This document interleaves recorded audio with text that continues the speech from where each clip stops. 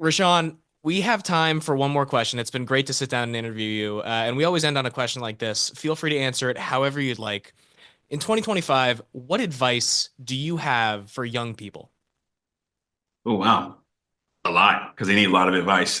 But I'll break it down into a few categories. If you are a young person and you're entering into the finance industry, I'll give you advice that I learned from my mentor and from my experience working 12 years on Wall Street. You really have three jobs. And I think people are losing focus of what it takes to be successful, in 2025 versus like 20 years ago. The first job of any person entering finance, you guys can write this down if you're a finance guy, right? Number one, learn as much as you can as quickly as you can. And I'm not talking about Chat GPT. Okay. I'm talking about listening in on every call and every meeting, taking notes, asking questions, then going home and studying that information, coming back the next day, absorb all that information and ready to implement. Okay. Number two, find ways to help them make money.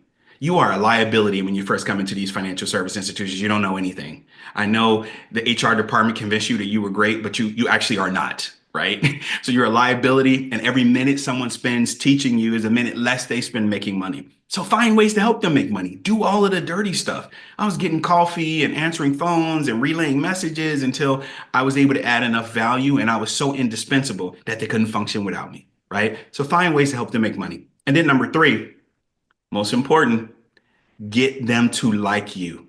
I think we're so sensitive these days that if we feel a vibe from someone that doesn't like us, we avoid them like the plague. But those are the people making the decisions behind the room and saying, this person isn't a good fit. It's your job to get them to like you. That is not a gift that they give you when you start. Your likability. So for people in finance, if you do those three things, I can guarantee you, that you will do better than others, right? At least you'll have a chance at doing well. Now, for entrepreneurs on the complete opposite side, say corporate isn't your route. You want to launch your own business?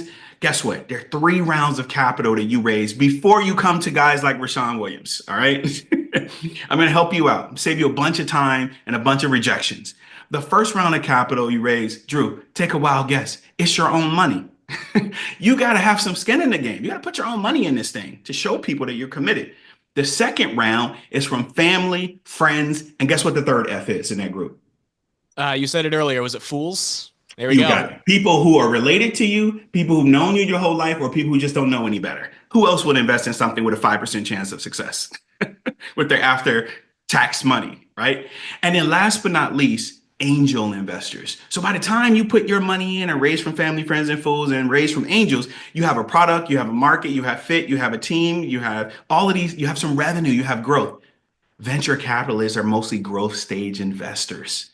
Now, if you come to us and you don't have those things, then someone else is coming to us with those things. We're going to tell you you're too early. And the other people are going to get $5 or $10 million. So I'm giving the answers to the test to help increase the probability that you guys can go out there and crush it. And then last but not least, for kids in general, look at the professional athletes you know. Steal their entire business model of what made them successful. And I'll boil it down to three things. The first thing that athletes do that make them more successful than everyone else is they are so focused on one thing their entire lives. Stop skipping from thing to thing to thing. All right. Just stay focused on one thing. And even if you have a new idea, you have to tell the whole world and social media. You can let it percolate a little bit before you get it out there.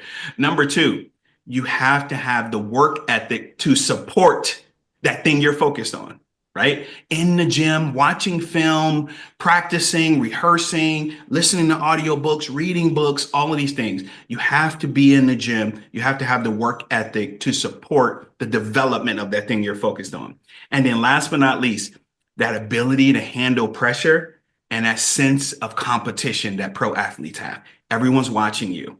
Steal the best moves. When James Harden did that little step back move and shot a three for the first time, it took 1 week before half the league was doing it. So I want you guys to steal the step back and replicate the best moves that you're seeing out there. Be competitive. If someone's getting money and getting job offers and launching their startup and getting into good colleges and getting all A's and doing a summer job and an internship, I want you to be thinking, I need to do that and I need to do it better.